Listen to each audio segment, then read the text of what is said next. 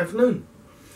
I was thinking today, I'm getting ready for a show in Cartersville, and it's just a few weeks away now. It's the Northwest Georgia Women's Expo, and it's also an artisan exhibit. This is the first year they're doing an artisan exhibit, and it's an invite only, and they invited me. Can't believe that, but I said sure, no problem. I'd love to do it. So I've been working out here in the shop trying to get stuff ready for it, and I'm trying to make a lot of unique projects, things that you just don't see every day. And I was looking around my wood pile, and thing is, you look around and you just can't find a piece of wood to do anything with. And I just hate it when I get like that, but I do, and I'm sure others do also. But I've got a pile here in the shop. I got all that out there. I got my log pile up on the hill, and I could not find a piece of wood that I wanted to use for a project today. So then I was walking out in my air compressor. It's outside, and there it was, perfect piece of wood. And you may remember it if you saw my "Where Do I Find Wood Turning Wood" video. This was that rotten old stump that I cut up in that video. And this thing, it doesn't weigh 10 pounds. Big, pretty big slab of wood. On the narrow side, which is this side right here, it's about 12 inches across. So it's probably about 14 long, and it's about 5.5, 6 inches wide or thick. So in order to use this wood, I'm going to have to harden it, and I've already done one video on that, but I'm using another product today that I'm going to try, which I found it at the Home Depot. It's the Minwax wood hardener, and I just want to see how it is. One thing that I think I like about it, I haven't used it yet, but is that it cleans up with acetone. Okay, so that's telling me it's some type of acrylic, and it should get really hard once it's on this blank. So the idea here is that I'm gonna put it on the bandsaw, cut it into a circle, mount it up, rough turn the whole thing inside and out, and then I'm going to apply this wood hardener. I don't really have to worry about this wood warping and stuff like that. First of all, it's dry. Second of all, it's right on the verge of being actually rotten. So anyway, the wood hardener should work great, hopefully. But I'm going to try this. I was using the PC petrifier. If you saw my other video on that, I have to wait a couple of days, or I normally wait a couple of days before I go back and final turn. But this stuff says 2 to 4 hours. It's a little cool out here today, so I'm probably going to wait until tomorrow to do my final turning. But I just want to see how this stuff works and compares to some of the other wood hardeners that I've used in the past. I think it's going to be really good. I'm hoping it doesn't change color of the wood very much. That's one thing I'm looking for. If it hardens up real well, and how well it turns after that and sands. These are different things I'm kind of looking for in this. But I'm ready to get this thing on the bandsaw, get it turned down to a circle, and we'll get this thing rolling. Okay, for starters, I'm just going to find the center point, and I've got a big log to pick it from. It's about 12 inches across, and I wanted to take some of the checking out of the end, so I've moved my center point in a little bit from one side, and I'll drill my 3/16 hole for my circle jig on my bandsaw, and that way I can just cut a perfect circle. get over to the bandsaw and get her cut.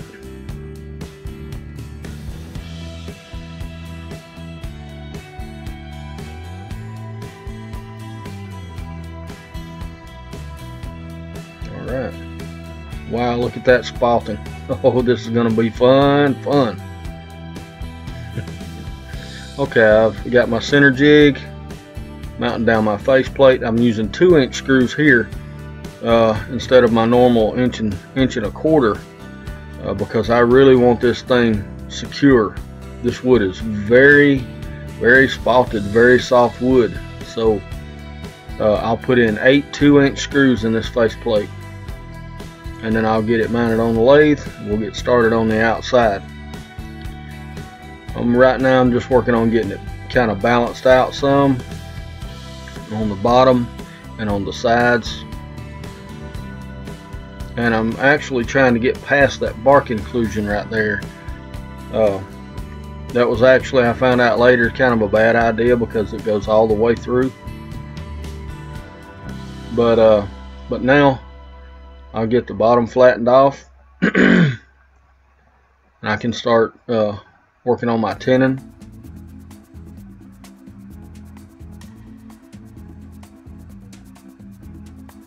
We're just working on the bottom.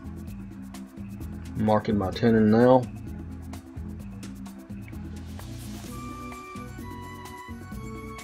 And I'm going to use my number 3 jaw set for my one-way stronghold, just because it'll give a wider grip.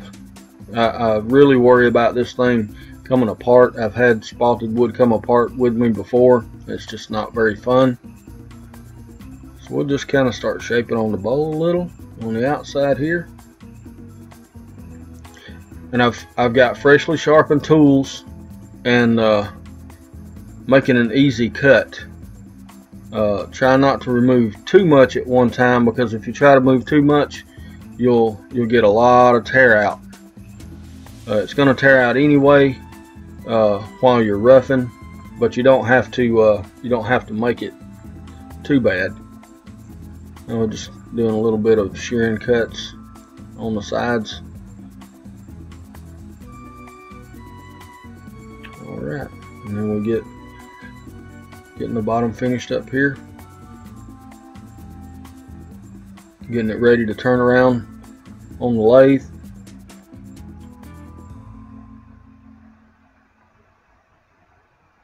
My tenon here is about 3.5, 3 3/4 inches diameter. All right, now we're ready to.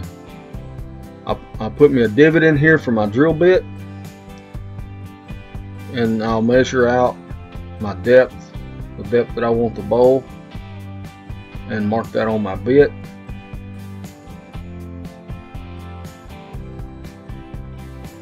And then we'll just drill this hole out.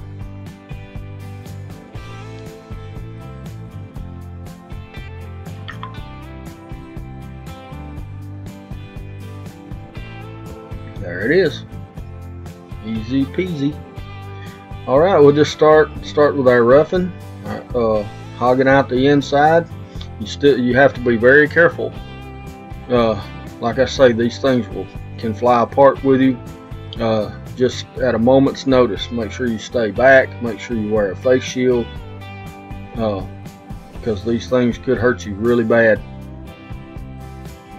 Spalted wood is very unpredictable, and you're constantly hitting like heartwood that's still really hard, and then all the sapwood is spalted up and really soft, so it's really hard to ever get these things in balance. And this bowl never actually did get in balance. You work on the inside and the outside comes out of balance. You work on the outside and the inside comes out of balance. So my lathe was always running fairly slow, from 600 to 900 RPMs. And but anyway, I just kept on roughing this bowl until I started trying to match the outside profile. and just kept working at it. I'll go down the walls first because I worry about getting it weak. If I go all the way into the bottom, I could get the walls weak and them fly apart. I haven't hardened the wood at all as of yet, so I'm just being very careful, not taking too much, just taking nice easy cuts, little shear cuts on the walls here. And I want to get it to a width, a thickness of about a 1/2 inch is what I want. And hopefully by the time I get done, it'll be 1/4 to 3/8. And I don't really dare go much thinner than that, even with the wood hardener.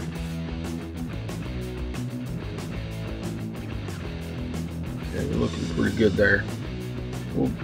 About 5/8 thick.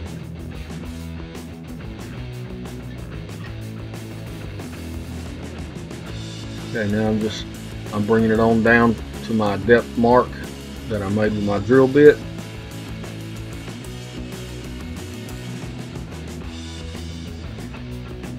And I'll find my depth, and then I'll work the rest of it down to that. And then I'll start shaping the bottom up.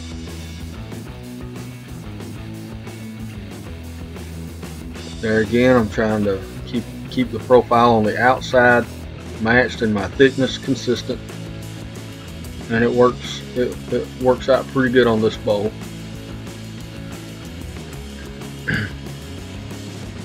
thickness is good. I'm just gonna, right here I found that the outside was out of true again, so as soon as I cut all that out of the inside, the outside became untrue, so I was bringing it back a little bit, and when I do that, then the inside gets out. This bowl fought me from the very start. Now I get all the bug stuff out of the bug holes. These were grub holes that were in the piece.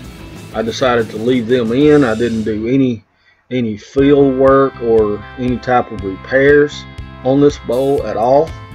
I wanted to keep it just as natural as I possibly could, and I think it turned out nice. At least I think it turned out nice.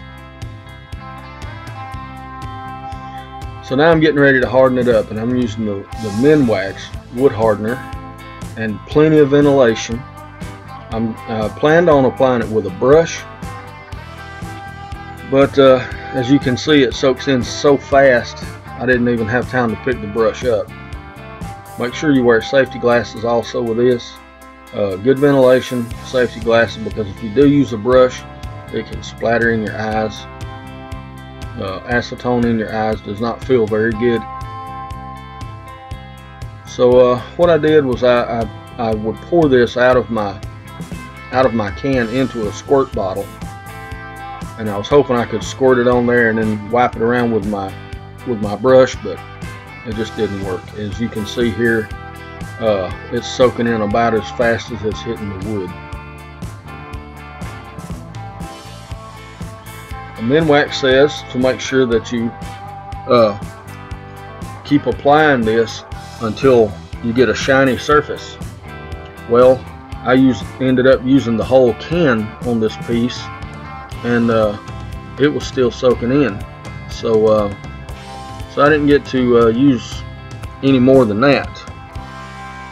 I didn't get to finish it out according to the instructions, but it was soaked well beyond the surface. So I should be able to put this back on the lathe once it's cured, put it back on the lathe, and get all my tear out gone, and make any final cuts that I need to make, and we'll see how it turns out. I'm still worried about it coming apart too, but this will help strengthen it up a lot. And that was the whole can. Alright, this is actually the next day. It says a couple of hours on the wood hardener, but I decided to wait overnight. So this is the next day, and I'm just removing my tear out, doing any final shaping, and just general cleanup on the piece. So right here I'm just using a shearing cut. I'm using it kind of like using my gouge kind of like a skew, and you can see it really leaves a nice surface, a really nice surface. But I had a little bit of deep tear out, so I continued to work on that until that tear out was gone.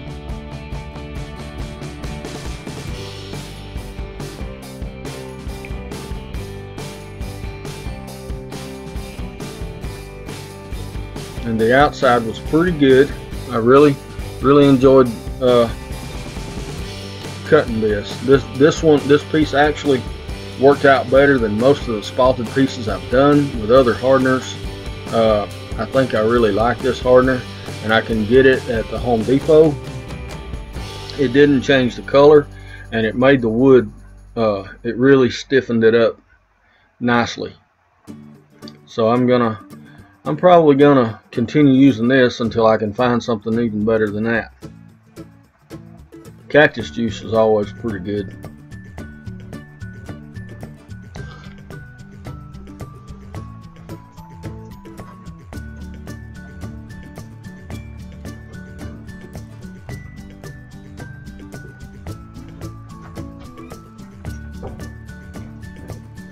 We'll get the inside done. I'm just working on the inside, basically doing the same thing, just doing final shaping and removing any tear out and bad spots and things like that. So I'll use my gouge to begin with and get all my final shaping done, and then I'll switch over to the round nose scraper.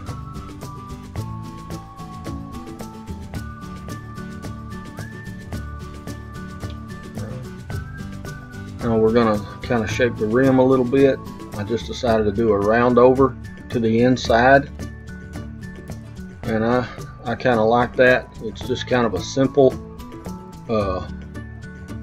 just a simple looking rim. I wanted to keep this thing looking very natural if I could, and keep it put together. So here I am doing a little shear scraping up the sides, up the walls on the inside, checking for any rims or ridges or anything like that. And now I'll just work it all out with a round nose scraper, freshly sharpened, very sharp round nose scraper, right off the sharpener.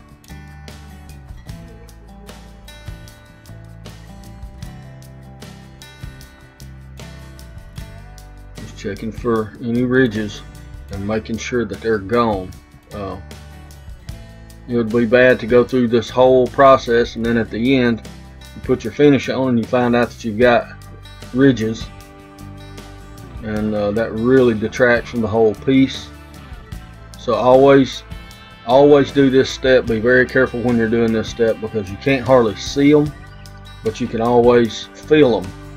So always check, double check for any ridges or abnormalities on your piece.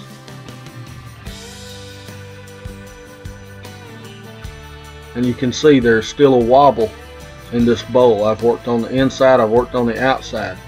The bowl just kept moving with me. It just kept on moving. I was very lucky that I could even get it in the longwood chuck later. But then once I got it all done, all the cutting done, I just started sanding at 80 grit with the lathe running, and then I go back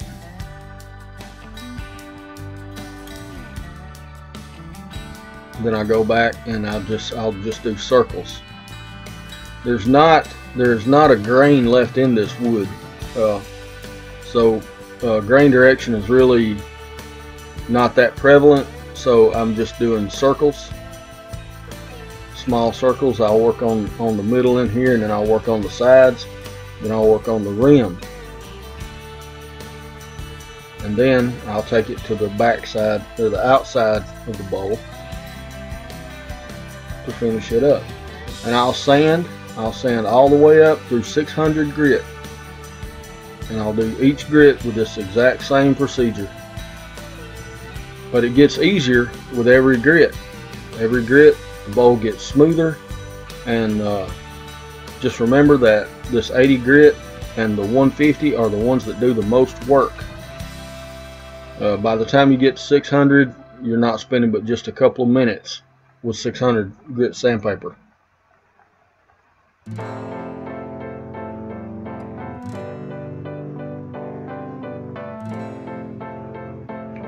Alright, once the sanding's done, got it blown out really well, I'm gonna put a couple of seal coats of shellac on here, making sure that you get it down, that I get it down into all the little grooves and bug holes and bark inclusions and all of that, because the final coats will be wax. It'll be a finishing wax,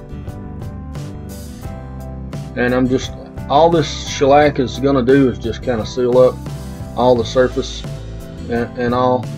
And I don't want to put enough on here where it begins to get glossy. The last thing I want on this bowl is for any gloss. I just want a light sheen over the whole piece. And but shellac, if you keep applying it, it will get very glossy on you. So anyway, I just kept on. I put 2 coats of shellac, and then once I get it off the lathe, I'll do the same thing with the bottom, and then I'm going to wax the whole thing. I go over all the bowl with a green Scotch-Brite pad, just simply to knock off the gloss, because there's still hard parts in this wood, and it that part right there gets glossy. So I'm just knocking off any gloss that I could see down in the bark inclusions or anything. I would just take a paper towel before it actually cured up completely, and I would wipe over that with a paper towel and take the gloss off out of all the inclusions and the bug holes. Blow it out real well, and then we get to put it on the Longworth chuck and take the tenon off. I actually decided to leave this tenon about maybe a 32nd inch thick, so that I would have a small rise right in the middle, and I thought that looked nice. But I was really worried that the Longworth chuck wouldn't hold this. That's why I kept the tailstock up for so long, because this bowl, like I said, it never really trued up. So I was kind of worried about how the Longworth chuck would hold. It did a good job, held it just fine, very securely. All we have left is this little nub. Tried the skew, didn't work. so I went with my it's a 3/8 spindle gouge that I went with, and it worked out really good. And get the tailstock back, take the nub off, and do all my sanding and everything. I'll sand it up to 600 just like I did the rest.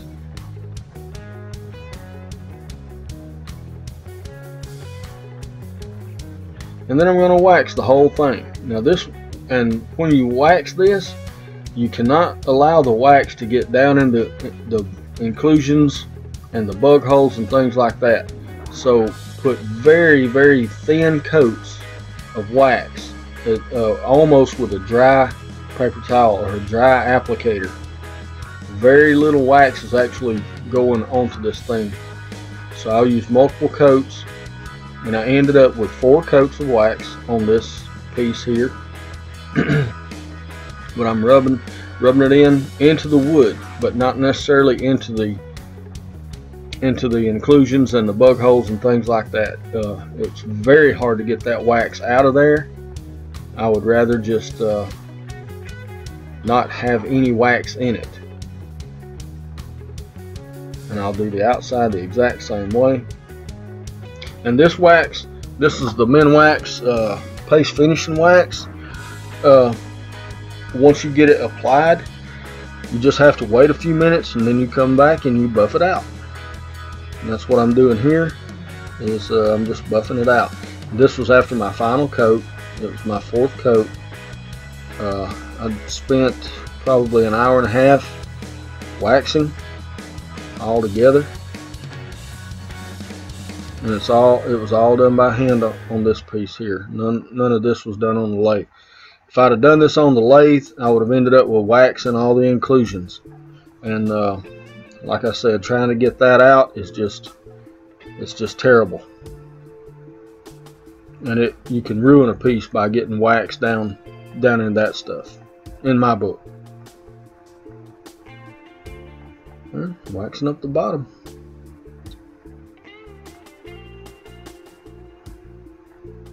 And that's it. We're done. Well, alright. That's the end of another project. 2-day project. A 12-inch. Well, it started out at 12 inches. Let's see what it ends up. About 11.5. But started out with a 12-inch blank Spalted Pecan that I had cut up on the hill. Now that stump had been laying standing in grain down on the ground for about 18 months, maybe even a little longer than that. But and that wood really spalted up, and had to throw some away. If you saw that video, you saw some of it I had to throw away. But it really turns out good. Now, spalted wood has got its own set of challenges. If you're planning on turning spalted wood, or really bad spalted wood like this, make sure that you keep your tools sharp, very sharp, and make very easy cuts, because these things they'll just explode on the lathe. They'll come all to pieces. And I've thrown them out, I've busted them, I've sent them out the door, landing in front of my truck out there, and everything else trying to turn spalted wood. And you know, so just, you know, be careful with it. It can bite you. It can end up in your face. But you know, if you get it finished, then you really got a nice piece. I like that piece. I think it's really good. It's got bark inclusions that go all the way through. And that's I really started out with a lot thicker blank than this. The blank was about 5-6 inches thick, whatever. And I kept trying to get past these bark inclusions until finally I said, I'm not going any further. And come to find out, they're on the other side too. So you know, but anyway, I really enjoyed it. It's been a fun project. Spalted wood always is, because it's such a challenge to get a nice finish on that spalted wood. But my my wood hardener I used, it was the Minwax. I really like it. To me, it worked exactly the way it said. The only thing is I put a whole can in this bowl, and actually, according to the instructions, I was still supposed to be adding more. You're supposed to put it on until it can't take any more, and it's just kind of shiny. I ran out before I got to that point. But the bowl's about 3/8 of an inch thick, the wall is. And you want to be kind of careful going much thinner than that, because you know, these bowls are basically almost rotten. You know, even though you have hardened them, they still, you know, could be weak in places. I know I never did get it trued up on the lathe. It never did completely true up. When I would do the outside, then the inside wouldn't be true anymore. And if I did the inside, then the outside wouldn't be true. So this thing constantly moved until I got finished with it. The Longworth chuck, I was worried that I may not even get it on there. But anyway, that's it. And I hope everybody enjoyed it. It was a fun project. I'm going to have this one at the Artisans exhibit in Cartersville on March 26th. If any of y'all get to come down to go by there, it's at the Clarence Brown Conference Center in Cartersville, Georgia. March the 26th. It's a one-day show. That's it. If y'all have a good day, I'm going to go grab me some supper. Get ready to go to work tomorrow.